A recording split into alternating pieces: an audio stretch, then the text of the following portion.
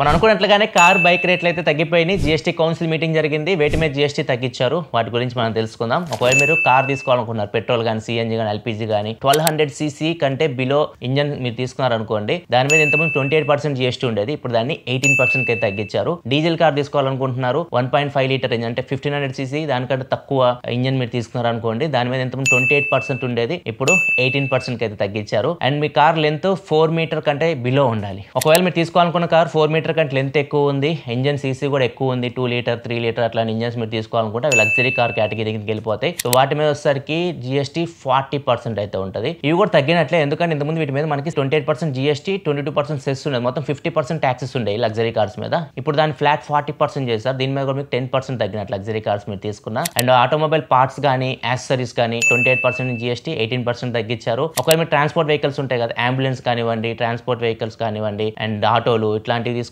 వాటి మీద కూడా 28% ఉండేది, ఇప్పుడు 18% తగ్గించారు. అండ్ ట్రాక్టర్స్ ఉంటాయి కదా, ఫార్మర్స్ ట్రాక్టర్స్, ట్రాక్టర్ టైర్స్ 5% చేసేసారు ఇప్పుడు వాటిని. ఇట్లా చాలా వరకు అయితే ఆటోమొబైల్లో మనకి జీఎస్టీ అయితే తగ్గింది. ఇవన్నీ సెప్టెంబర్ 22వ తారీఖు నుంచి అమల్లోకి అయితే రాబోతున్నాయి. ఇన్ఫర్మేషన్ మీ ఫ్రెండ్స్ తో కూడా షేర్ చేయండి, వాళ్ళు కూడా తెలుసుకుంటారు. వీడియో నచ్చితే లైక్ చేయండి. అండ్ ఇలాంటి మంచి ఇన్ఫర్మేషన్ కోసం మన ఆటోమొబైల్ ఛానల్ని సబ్స్క్రైబ్ చేసుకొని ఫాలో అవుతుండండి.